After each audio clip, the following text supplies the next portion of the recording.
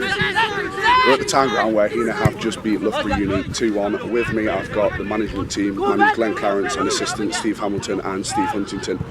Steve, I'm going to come straight to you today. Obviously in football it's not always pretty, it's not always enjoyable to watch, and playing against a team like Loughborough Uni you've got to find a way to win. Now we've turned it around from 1-0 down today to beat them 2-1. Are you happy as one of the management? You're always happy when you win. You're right, just as well it was sunny, because if it wasn't that'd have been terrible.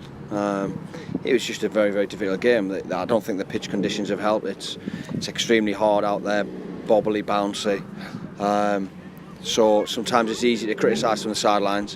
When we were warming up and I was out there, it's very, very difficult to get the ball. You need to be watching your touch all the time. It's all over the place. So there are a few excuses for the players, but other than that, I don't think there was a lot of quality on show today at all. When we went 1-0 down, you felt as though maybe it's just going to be one of those days, but thankfully we made 3 substitutions and they all had a major impact on the game, and that had a massive bearing on what happened. The character of the team isn't in question. I don't think it's been in question this season at all, and to come back in that position and to go and win the game, obviously you're delighted, yeah. Brilliant. Amo, obviously we've come up against a good, young, organised side in Loughborough Uni. They're going to put anyone to the test in this league. I know they beat Westfields 3-0 midweek, so they've come into it with confidence. Gone 1-0 down. Now the comment of game changers was used, and how hard was it to make the decisions to make them changes? Well, I say we were looking at tiring in places and just wanted to freshen it up, and like you say, substitutes come on and absolutely they've made a big impact on the game, probably won us the game. So Nathan Benger's come on and scored, so congratulations. I'm sure you'll speak to him later. But yeah, they're a lively side without really threatening you. Loughborough was a lively side. They didn't really threaten our goal, and first off was just a dire event, wasn't it? It was. There was nothing to it. It seemed like a game of 5-a-side. There was an end of season game. We were just ready to get on the plane and get on holiday. But fair play to him. I mean, we've gone 1-0 down, and then to come back from that, it took great character and stuck together. They needed to keep believing. We did create chances first half and second half again, and that's the story of us really. When we're clinical, we're out of sight from sides. But yeah, great test of character today, and we've come away with 3 points. Everybody's hopefully happy.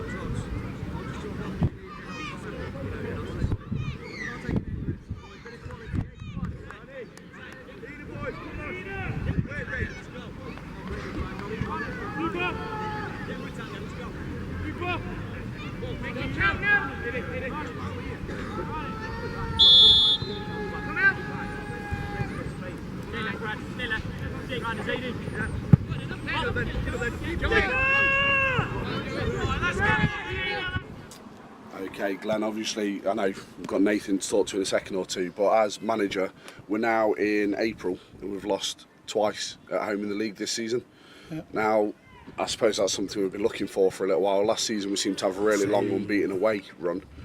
Now sides aren't looking forward to coming to the town ground because something's obviously intimidating. I don't know if they're not enjoying the atmosphere here or if we're just taking control. Now for that to be as long as it is with only losing 2 games at home in the league, what do you think that's down to?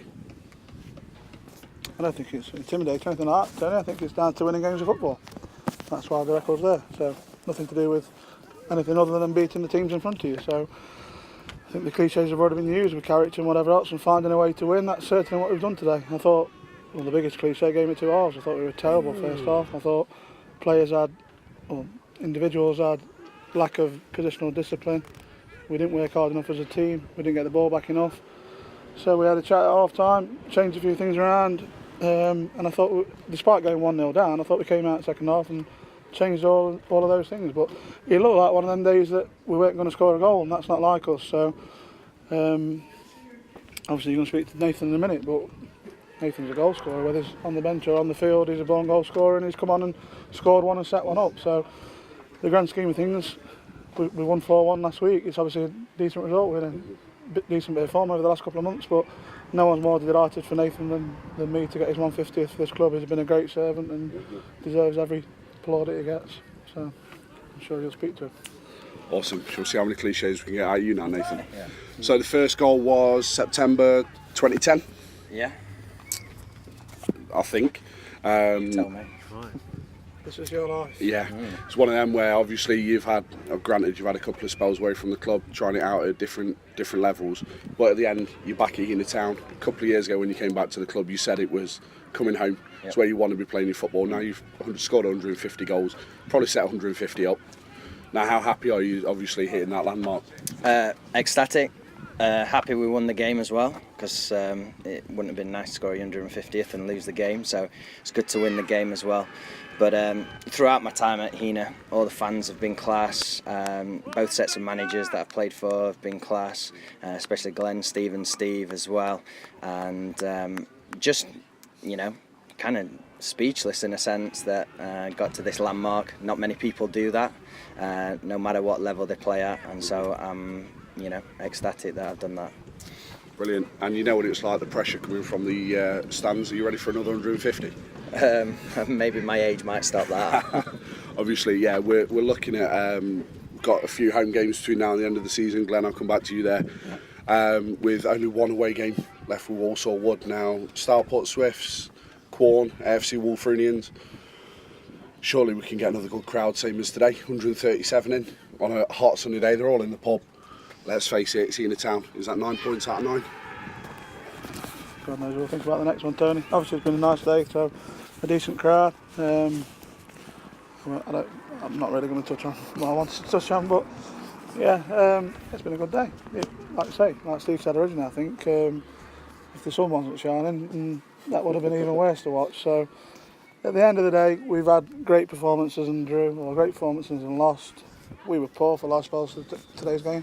It's about winning games of football at the end of the day, and of course you want to play nice football, of course you want to be better than we were today, but as far as I'm concerned we can play dreadful every week and win. That's all I'm all about. It's about winning games. So I don't really remember your question, Tony, but it's about the next game. And yes, we've got, I think it's 3 out of 4 now, the last 4 at home, and rightly so, what you said earlier on in the league, I think other than a loss a few weeks ago, I think it was in August, wasn't it, when we lost first goal as well, so that's obviously a good record.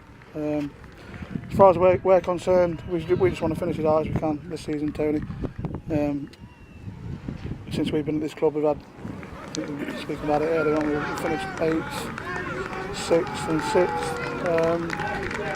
so we'd like to finish a bit higher, which some people might be surprised with few comments around the page. That'll be the highest that Heanor's ever finished, so we can't be doing that though.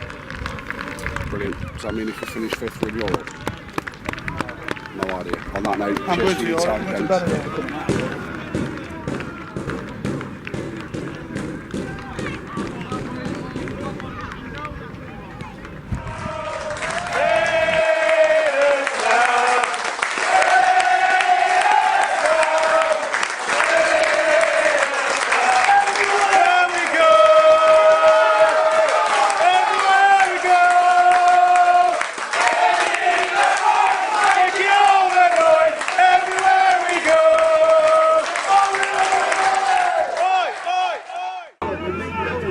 Luke is on the camera! Luke is on the camera!